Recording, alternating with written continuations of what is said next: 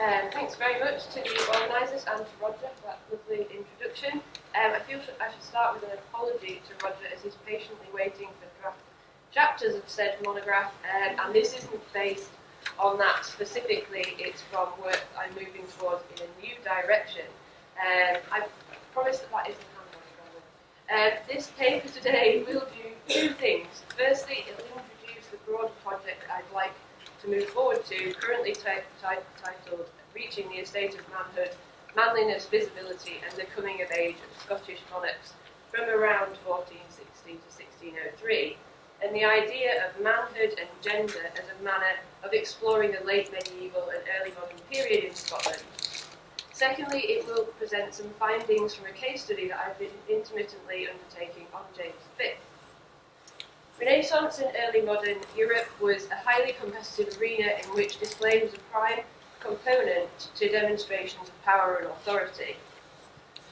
The field of the cloth of gold, orchestrated by Henry VIII for a meeting with Francois I, epitomised the way that Renaissance monarchs postured and confronted each other outside the field of war. The ceremonial bonanza near Calais from the 7th to the 24th of June 1520 saw Europe's prime Renaissance moving, nearing the prime of manhood, attempting to outshine each other in martial and cultural demonstrations. Displays of manhood were central to power politics of this era, even arguably for female rulers, such as Elizabeth I. Yet manhood did not just denote male gender and the ability to show prowess in manly events. The prime state of manhood was also linked to age, stability, the owning of property, and social and marital status. It is this wider definition of manhood that I'm particularly interested in terms of Scottish monarchs, especially at the moment the idea of coming of age. There has been a growing interest in masculinity and gender studies in history since the 1980s, with more and more studies focusing on masculinity in the pre-modern era. Recently, a number of studies have also begun to combine studies of kingship and masculinity, reaching back into the medieval era, such as Christopher Fletcher's work, Catherine Lewis and Emma Levitt, both at Huddersfield. Studies of masculinity in Scottish history have primarily focused on later periods, such as the 2014 volume by Carr on Gender in the 18th century in Scotland. A recent workshop at St Andrews, exploring masculinities in Scottish history in 2014, and subsequent edited collection of works from that conference, 9 Centuries of Man, Manhood and Masculinity in Scottish History, which is forthcoming, underscore an increasing pre-modern engagement with male gender as an important construct in Scottish history. However, even here, only 5 of the 13 essays in that book deal with the period prior to 1700, despite the claim of 9 centuries of manhood. My own research would therefore be, hopefully, at the cutting edge of drawing masculinity and early modern kingship together in a comparative manner, currently absent from Scottish historical research. This Reaching the Estate of Manhood project pulls at threads that run through the core of my previous research, and one which has been brought back into the foreground in the excellent research undertaken into 16th century regencies by Amy Blakeway. Between 1460 and 1603, all Scotland's monarchs came to the throne as minors, with 3 being infants under 2 years. The larger study that I intend to undertake currently intends to look at 4 male monarchs who came of age after accession, that being James III through James VI. Particularly through the lens of ceremony and ritual, as that's my favourite kind of thing, considering the wider definitions of manhood noted previously. There is the potential, perhaps, for discussing Mary in these terms also. Her contemporary Elizabeth I of England is frequently discussed in terms of kingship and manhood as much as queenship and femininity. But whether this is something to be included in this main study or explored separately is still something to be decided, and any thoughts on this would be much appreciated.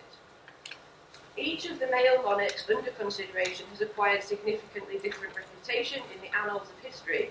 This investigation intends to pull on parallel themes of manliness, coming of age, and the visibility of the monarch to offer a new angle of comparative analysis of these individuals, and by default allow us to ask more questions about the broader shifts in regards to these concepts during this transitional period of Scottish history.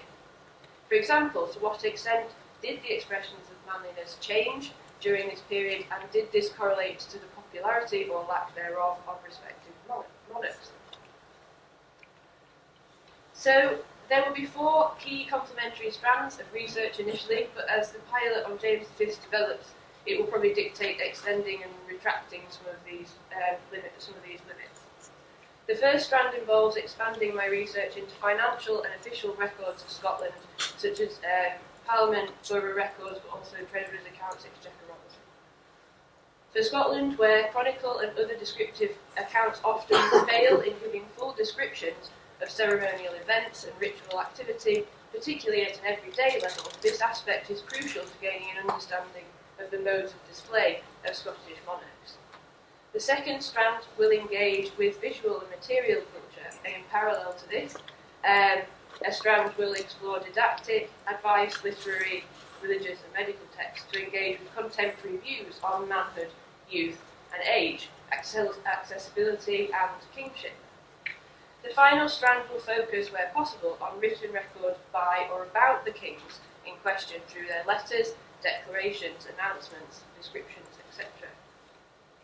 And also with James VI, obviously his own political writings and poetry, to gain an insight of their understandings of kingship and any inferences made in regards to these topics of manliness and coming of age. The work done to date on my pilot James V, which will be the focus of the remainder of this paper, has predominantly worked within the first 2 strands outlined above. In addition, however, there's some far more tentative forays into the final strand and research of letters, which have revealed some interesting occurrences in terms of language used when referring to the king in letters during his early reign.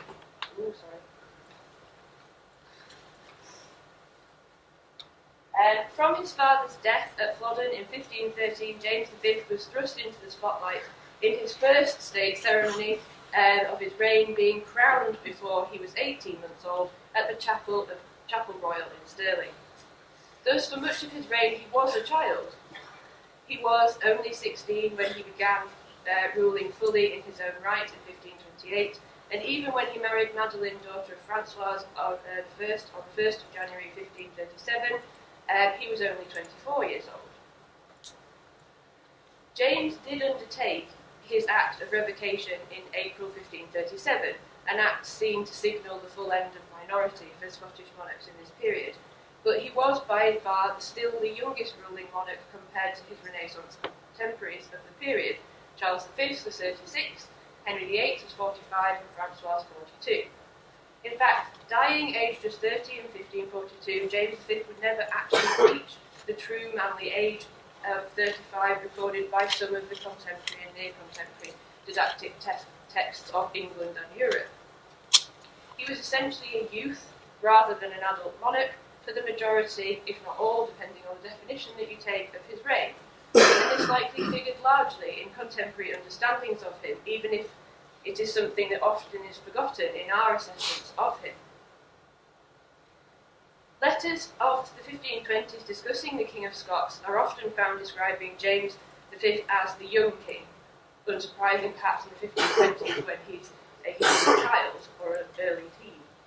In a letter of 1524-5 from Thomas Magnus, Wolsey and Henry VIII's man in Scotland, it's clear that while he recognised the king as crucial to decision-making, he also felt that the king may be malleable to others.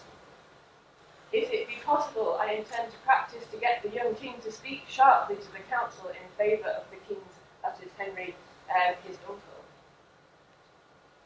By 1526, when Magnus reported on to Queen Margaret during the period when her estranged husband, the Earl of Argyll, held the person of the king, he states that rather than the tempestuous young boy of Margaret's time at the court, the king hath honourably and as prudently as possible is for any prince of his age used himself to his lords and good subjects in such manner that continually thereby his said grace increaseth so far in the love of his subjects, etc. The description at first sight seems to be complimentary, but the king's youth is foremost in the English ambassador's descriptions, as possible is for any prince of his age. and this greenness of his youth is emphasised as he continues. Magnus advises Margaret of the importance of warning the king upon her return of consulting good men for counsel, rather than those, open quote, evil-disposed persons and malefactors within his realm, close quote.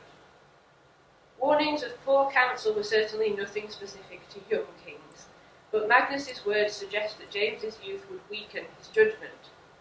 This is certainly something that could be found prominent in Lindsay's Satire of the Three Estates, which is on my list of texts along with other Lindsay works to be consulted with an eye to further evidence for contemporary views on youth and manhood.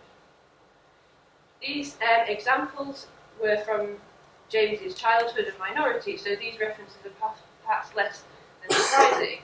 However, James's behaviour 10 years later in France in 1536 drew the following comments from one English observer. Now here with a servant or two running up and down the streets of Paris, buying every trifle himself, and every carter pointing to him goes, yonder goes Leroy the Scot. This statement describing James akin to a child in a sweetie shop for the first time was certainly tinged with English venom, and I would argue James's activities in France were part of a display campaign that actively engaged and responded to the culture with which he was interacting. However, it's also the voice of a prominent English ambassador, and this cannot be entirely ignored. James's behaviour for some of the observers, even aged 24, was rash and immature, revealing the hot-headed youth rather than the tempered adult male. Sorry, having the same dry mouth issue again. In lieu of maturity of age, James's desire to prove himself comparable to his European counterparts would perhaps then require focus on other aspects of manliness, such as manly pursuits and social and marital status. The stimuli behind James's public displays of the early majority were to promote his royal authority, now in his own name, and offer palpable stability to his realm. But this was likely underpinned by a keen desire to prove himself as an adult. Justice, airs, and progressing round the realm featured heavily in the displays of the early adult reign, which created continuity with the minority and practices of his father James IV.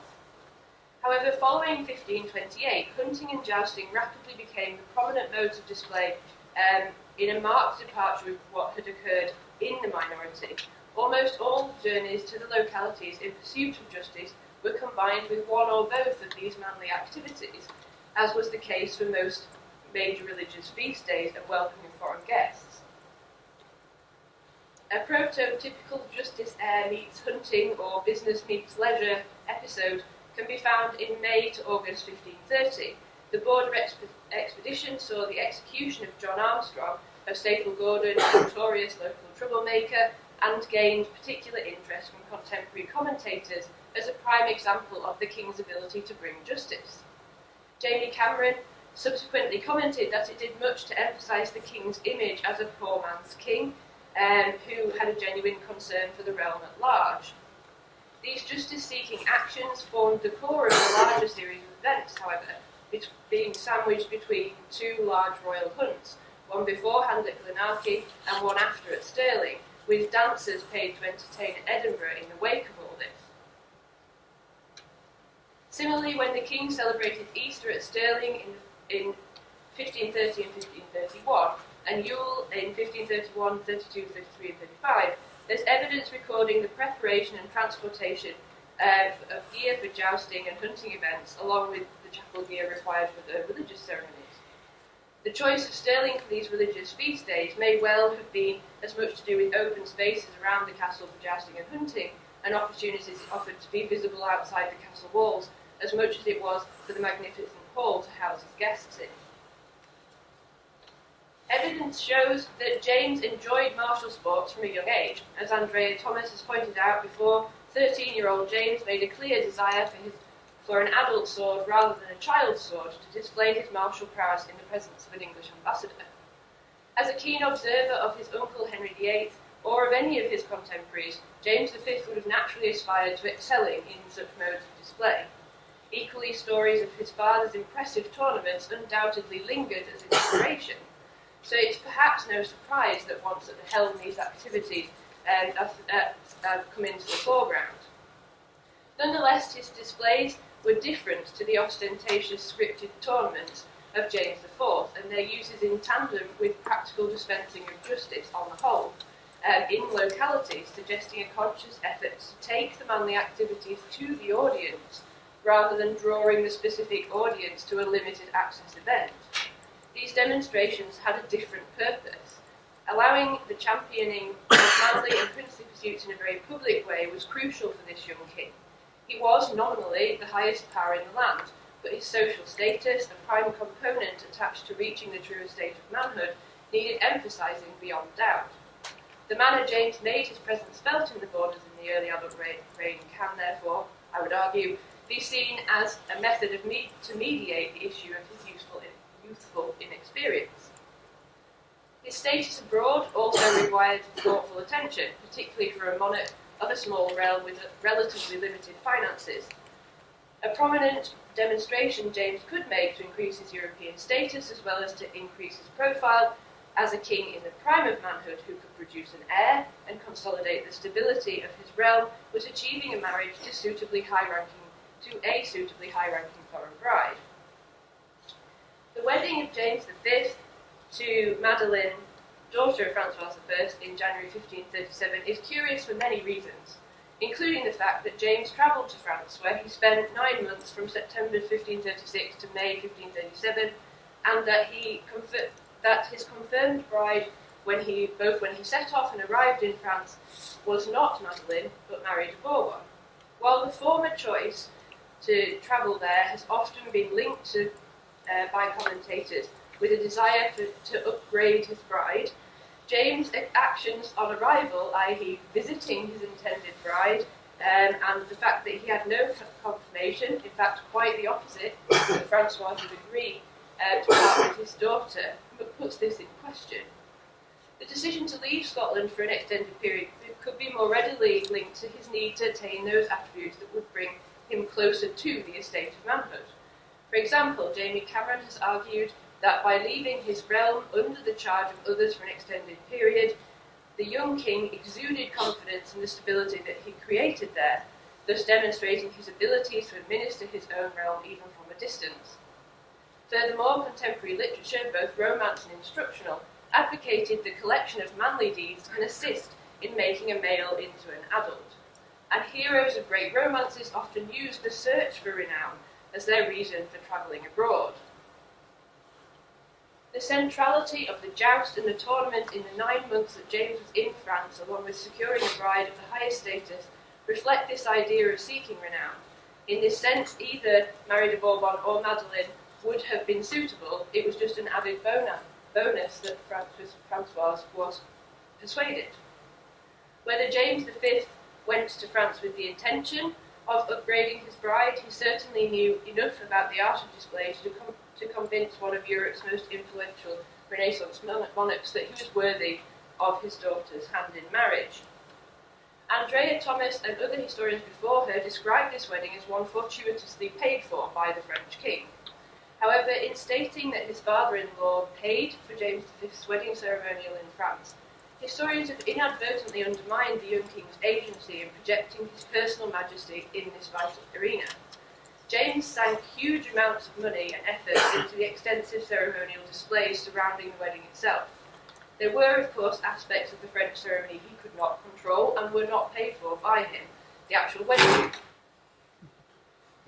wedding ceremony, for example, was undertaken in a typical French fashion, which was near identical to that which would be seen in 1558 for Mary, Queen of Scots. Nonetheless, James went to great lengths to impress upon his audience, which included the great and good of Europe, or at least their representatives, his right to be considered amongst his more mature Renaissance contemporaries. The Scottish financial records of the event reveal an eye-opening, at times jaw-dropping array of purchases, of which these are in a teeny-tiny number of examples, both for James and gifts for others.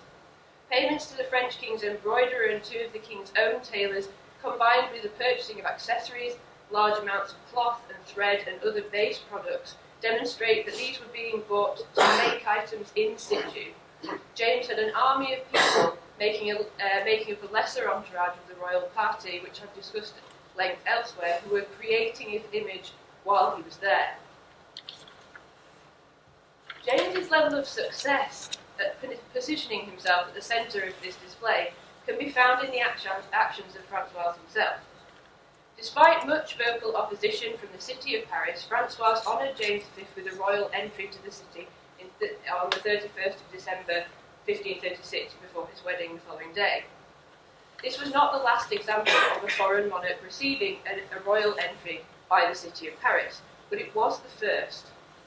For this young Scottish monarch attempting to prove his manhood and status, the extension of such an honour was one that underscored his position among his contemporary monarchs and was as notable a prize as the bride that he would marry the next day. Contemporary French chronicles also comment openly on the magnificent image portrayed by the Scottish king when it states that James V and the Dauphin were the most wonderfully mounted and equipped throughout all the days of jousting following the wedding. What finer honour than to be compared to the Dauphin of France? Yet for all James's effort to mask his youth and represent a monarch at the peak of manhood, it could be argued by the cynical soul that these French commentators perhaps still saw him comparable with the Dauphin, not with the king himself. This begs the question, could James ever overcome contemporary opinion that he had reached the estate of manhood before he actually reached a certain age? The ages of significance in Scottish law in terms of owning land and the act of revocation of kings were 21 and 25, and it will require far more investigation to find out whether the true manly age of European and English texts was one discussed in Scottish and early modern society. The question of whether there was a different set of expectations in regard to manliness and masculinity in Scotland, and whether this was in a way due to the young accessions of kings of the Stuart kings during the period, will be at the heart of my subsequent investigations. The main examples here jump straight into the king's own projections on the whole, and there is much work to be done regarding contemporary expectations to be able to answer these kinds of questions. Nonetheless, I hope that I have given some good food for thought in my efforts to illustrate the importance of asking questions of what it was to be a man when looking to the future of early modern Scottish studies through this different lens. Thank you.